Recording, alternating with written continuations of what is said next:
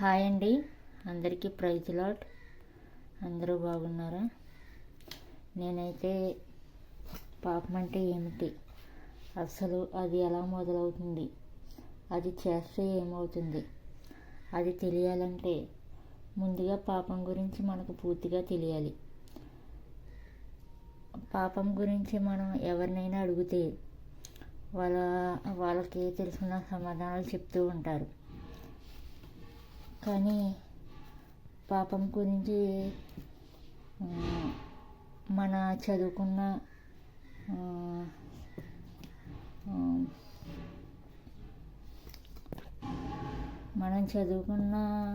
చదువుల్లో కూడా ఎక్కడా బోధించలేదండి.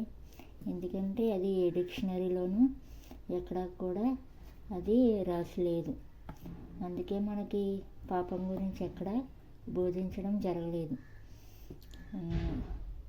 బైబిల్ గ్రంథంలో కూడా పాపం గురించి అనేది లేదండి. అది ఇది చేస్తేనే పాపం అని మాత్రం ఎక్కడా వ్రాయబడలేదు.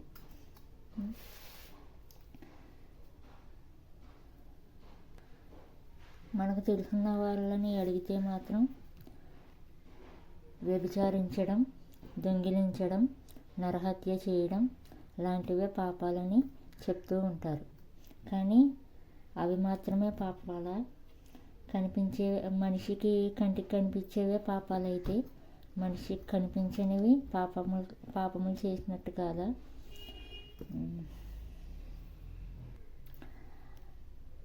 అదొక ప్రశ్నలాగా మిగిలిపోయిందండి. మనం బైబిల్ ప్రకారంగా తీసుకుంటే కనుక రోమీయులకు రాసిన పత్రిక 3వ అధ్యాయం 11వ వచనం.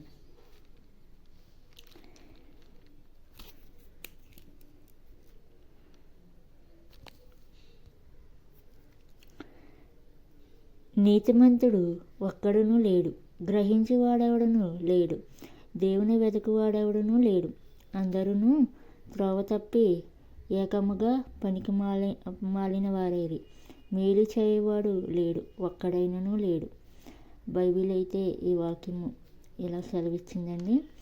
నీతిమంతుడు లేడు, ఒక్కడును కూడా లేడు, అందరూ త్రోవ తప్పి ఏకముగా పనికి మాలిన వారైరి అని దేవుడి వాక్యం ఇలా సెలవిచ్చిందండి. భూమి మీద ఎంత జనసమూహం ఉన్నా కానీ ఒక్కరు కూడా పాపము చేయకుండా అయితే ఎవరు ఉండట్లేదు.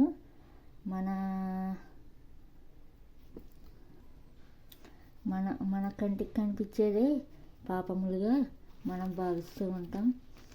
ఎదుటివారికి మనం చెప్తూ ఉంటాం, నేను ఏ పాపం చేయట్లేదు, మీరు పాపాలు చేస్తున్నారని చెప్పి.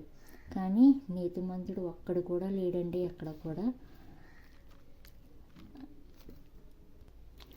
అదేవిధంగా మనం బైబిల్లోంచి ఇంకొక అధ్యాయం తీసుకుంటే కనుక యాకోబు గ్రంథము 1వ అధ్యాయం 15వ వచనం. దురాశ గర్భమును ధరించి పాపమును కనగా పాపము పరిపక్వమై మరణమును కనును.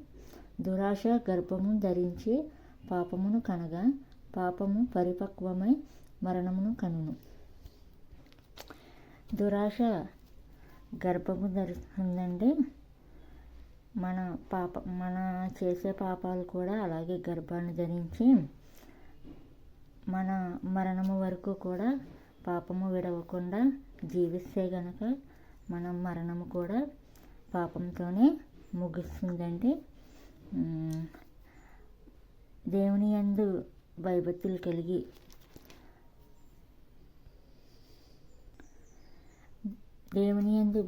కలిగి మనం మనస్ఫూర్తిగా మన పాపాలన్నీ ఒప్పుకొని దేవుని ఎదుట మనం ప్రార్థించినట్లయితే దేవుడు మనం తప్పకుండా ఆయన కౌగిట్లో మనల్ని చేర్చుకుంటాడండి.